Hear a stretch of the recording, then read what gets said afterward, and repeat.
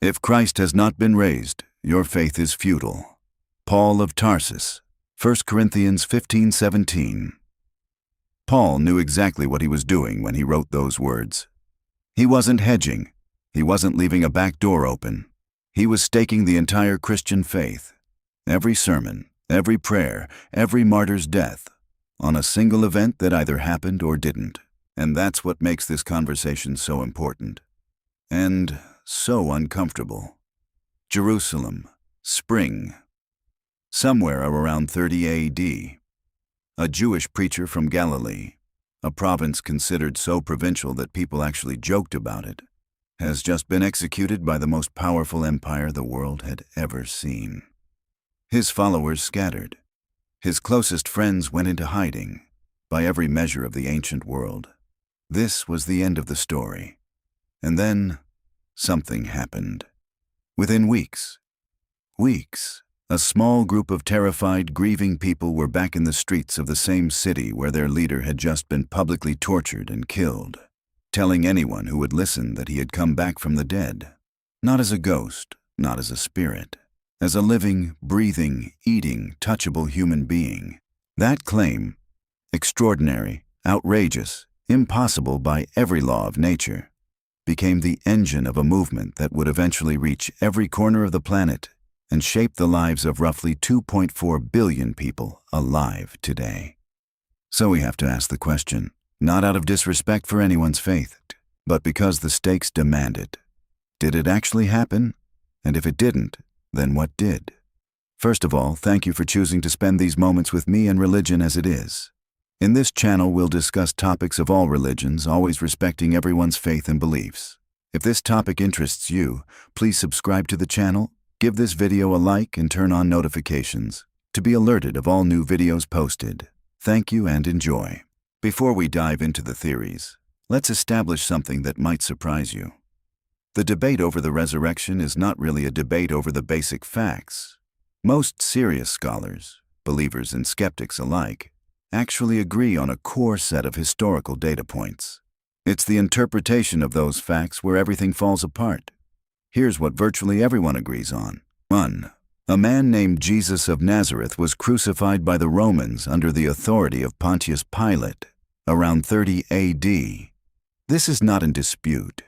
Even Bart Ehrman, perhaps the most prominent secular critic of the New Testament alive today, a former evangelical Christian turned agnostic, has spent a large chunk of his career arguing that Jesus absolutely existed and was absolutely crucified. 2.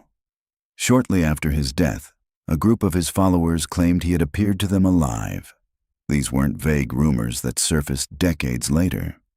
Paul's first letter to the Corinthians, written roughly 20 years after the crucifixion and containing what scholars believe is a creed that predates even Paul's own conversion, lists specific people who claim to have seen the risen Jesus.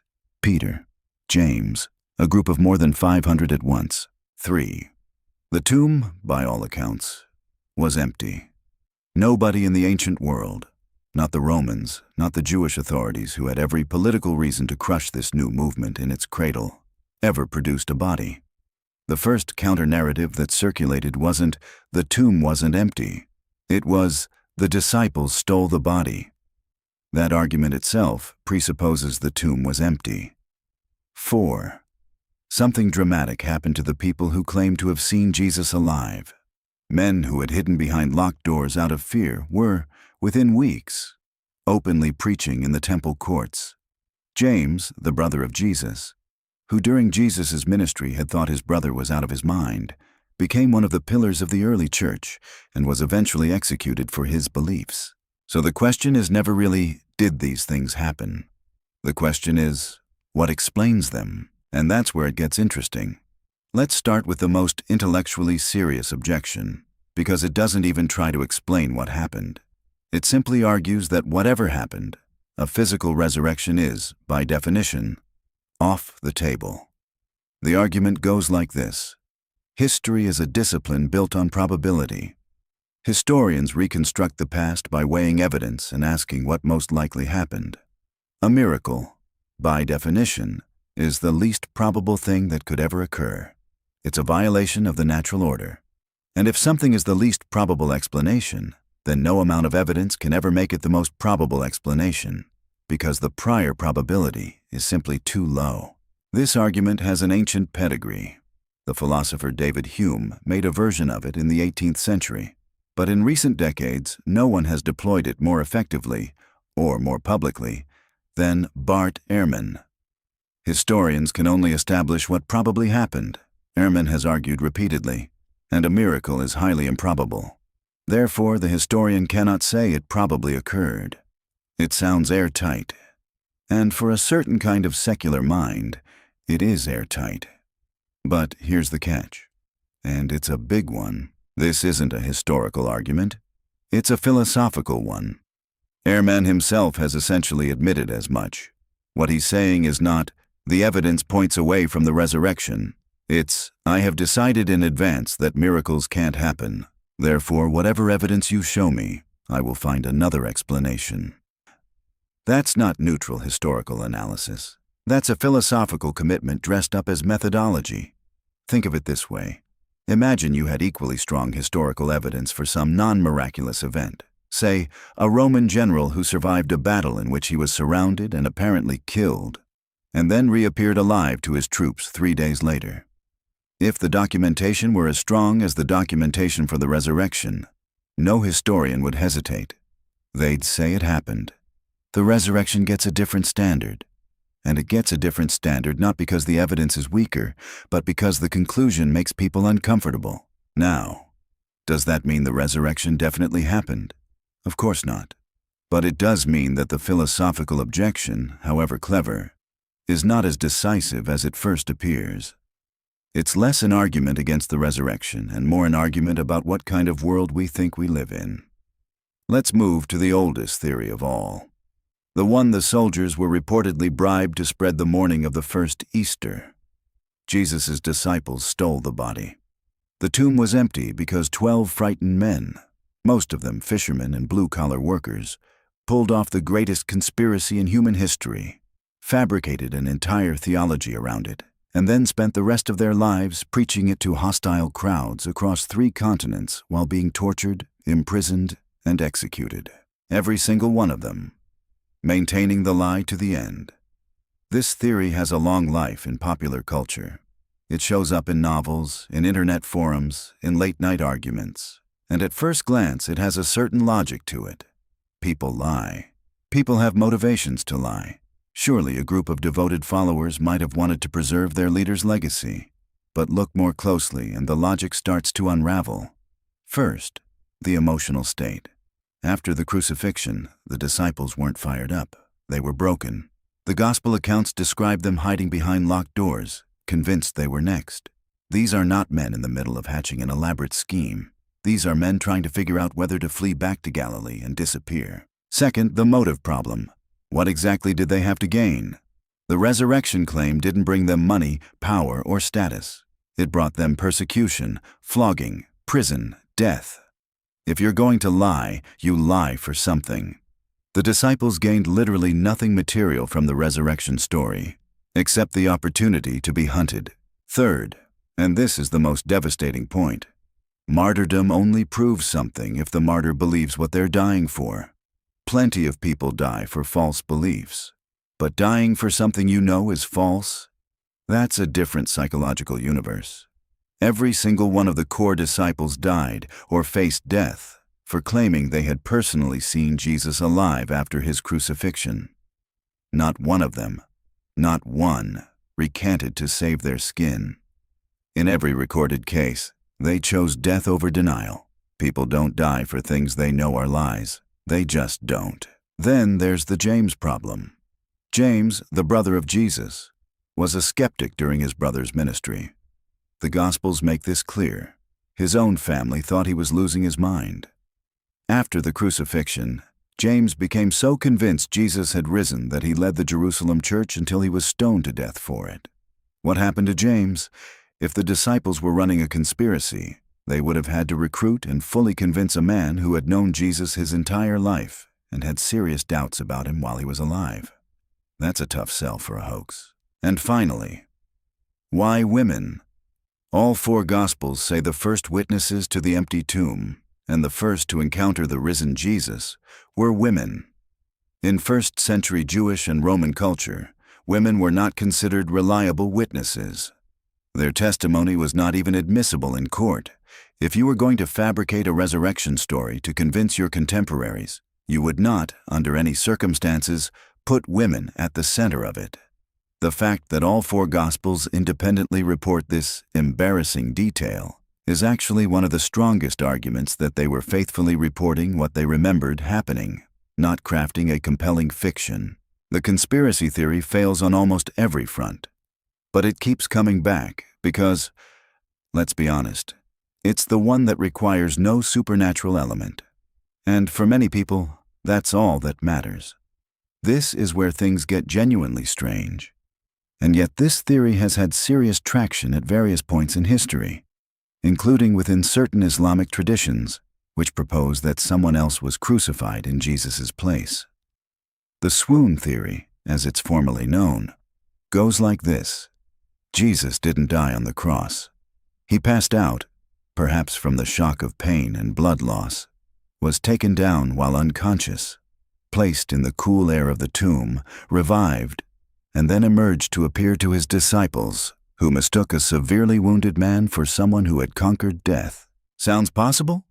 Let's walk through what Jesus would have had to survive and then accomplish. Before the crucifixion itself, Jesus was flogged, a Roman punishment so brutal it sometimes killed people before they even made it to the cross. This involved a leather whip embedded with metal balls and bone fragments designed to tear open flesh down to the muscle. Prisoners frequently went into shock during flogging alone. Then came the cross, 6 hours minimum of suspension from iron spikes driven through the wrists and feet, during which the primary cause of death was gradual asphyxiation as the victim could no longer support themselves enough to breathe. Roman soldiers were professionals. This was their job. They knew death. When the soldiers came to check on Jesus, the Gospel of John records that they found him already dead. So they didn't bother breaking his legs, the standard method of accelerating death. Instead, one of them thrust a spear into his side. What came out, John says, was blood and water, a detail that modern physicians have noted is consistent with a perforated pericardium and lung, the signature of a dead man. He was then wrapped from head to toe in linen strips packed with roughly 100 pounds of burial spices. A process that would have made breathing nearly impossible even for a healthy man. And then, according to the Swoon Theory, here's what happened next. In the complete darkness of a sealed tomb, with no food, no water, and no medical attention, the wounds closed themselves enough for Jesus to regain consciousness. He unwrapped himself from 100 pounds of burial linen. He somehow moved a stone estimated at 1 to 2 tons from the inside. A stone placed there specifically to prevent this kind of thing. He got past a guard unit of Roman soldiers, men trained to kill and under threat of death themselves if a prisoner escaped. He walked on pierced feet to where his disciples were hiding. And then, this is the part the Swoon Theory never quite gets around to. This half-dead, barely surviving, hideously wounded man somehow convinced his followers that he was the triumphant, glorified conqueror of death and the grave, inspiring them to launch a world-changing movement. Even David Strauss, a 19th century theologian who didn't believe in the resurrection himself, called this theory dead on arrival. A man who had stolen half-dead out of the tomb, who crept about weak and ill, wanting medical treatment, he wrote, could not possibly have given the disciples the impression that he was a conqueror over death and the grave. The Swoon Theory asks us to believe in something that, in purely medical and physical terms, would have required its own kind of miracle. Here's a simpler theory, almost elegant in its modesty. The women went to the wrong tomb. They found it empty, panicked, and in their grief and confusion, concluded that Jesus had risen. This theory was proposed by the theologian Kiersop Lake in the early 20th century, and it has a certain surface plausibility. It was early morning. It was dark. These women were grief-stricken and exhausted. They could have made a mistake. But then you have to follow the chain of consequences. If the women went to the wrong tomb, so did Peter and John, who ran there to check. So did the Jewish authorities, who investigated. So did Joseph of Arimathea, who owned the actual tomb and presumably knew where his own property was. And, most fatally, if the correct tomb still contained the body of Jesus, it would have been the simplest thing in the world for the Roman or Jewish authorities to say, "Follow us," and lead everyone to it. That would have ended Christianity before the first Sunday was over. They never did that. They never produced a body. The explanation they chose, the one they apparently found more credible than "let's just show them the body," was to claim the disciples had stolen it, which, again, presupposes the real tomb was empty. The wrong.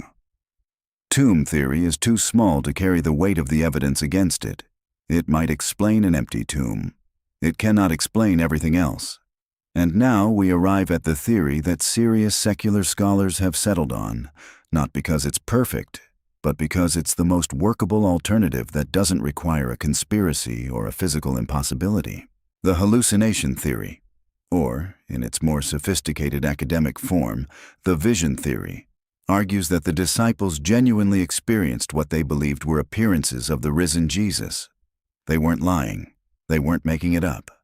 They had real, sincere, powerful experiences that they interpreted as encounters with their resurrected teacher. But those experiences, the theory goes, were psychological phenomena, grief hallucinations, visionary episodes triggered by guilt, trauma, and a desperate longing to see their beloved leader one more time. Grief hallucinations are real. They're documented in the medical and psychological literature. Bereaved people, especially those who have lost someone suddenly and violently, sometimes report seeing, hearing, even feeling the presence of the person who died. It happens across cultures, across centuries. It's a genuine human experience. Bart Ehrman has pointed to this as a possible explanation, carefully noting that he can't be certain it's what happened, but that it provides a naturalistic framework. And for a single person having a single vision, this works. It's plausible. The problem is scale. Paul, writing in his letter to the Corinthians, lists a sequence of appearances that includes, at one point, more than 500 people simultaneously. Now, skeptics often challenge the reliability of this claim. And that's fair, since Paul doesn't identify these 500 by name or location. But even setting aside the 500, we're still dealing with multiple independent witnesses. Peter, the 12, James, Paul himself, all claiming separate individual encounters with the risen Jesus. Mass hallucinations, in the strict sense, don't work the way films depict them. Hallucinations are not contagious.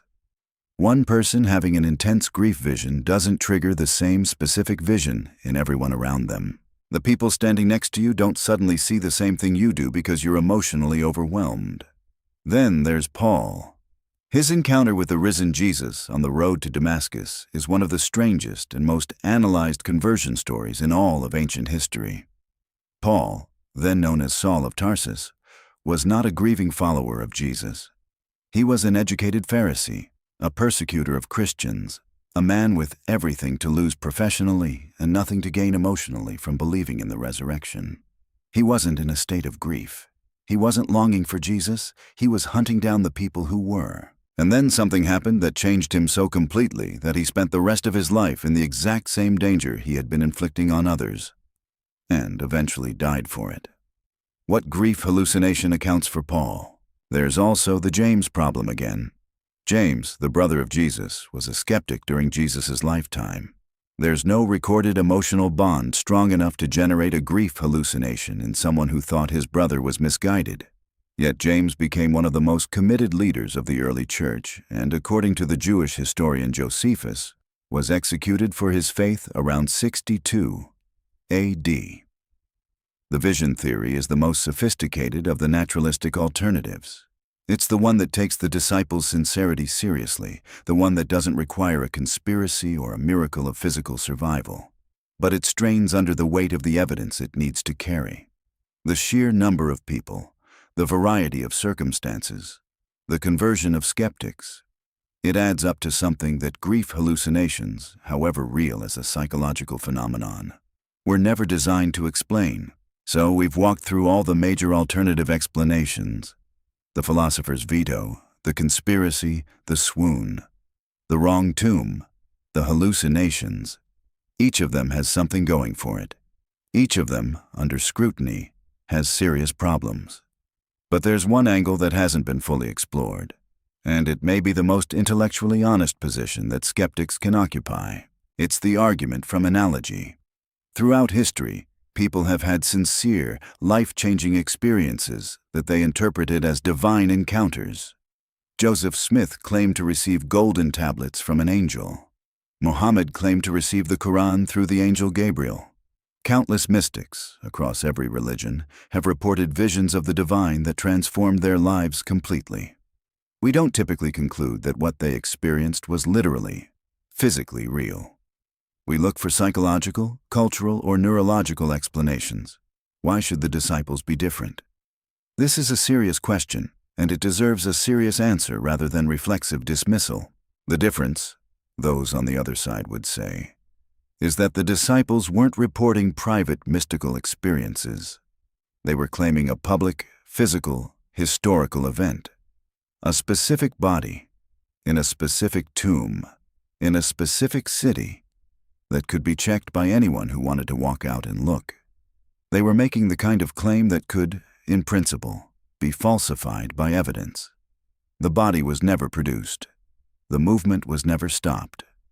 But here's the most uncomfortable point of all, and it's worth sitting with. Even if we accept every fact, the empty tomb, the appearances, the disciples' willingness to die, the conversion of Paul and James, none of those facts, on their own, logically require a supernatural explanation. Each one of them, individually, can be explained by something else. It's only when you stack them all together that the naturalistic alternatives start to creak. And that's not nothing. It's actually a lot. What you're left with, if you're being genuinely honest, is not a slam-dunk case in either direction. It's a genuine historical puzzle. One where the evidence is tantalizing, but the conclusion depends, at least in part, on what you already believe about what's possible in this universe. You might be wondering why any of this matters if you're not religious. Fair enough, but consider what's actually at stake in this debate. If the resurrection is a fabrication, then the largest religious movement in human history was built on either a deliberate lie told by men who died to maintain it, or a mass psychological delusion that somehow ignited with more force and speed than any social movement before or since.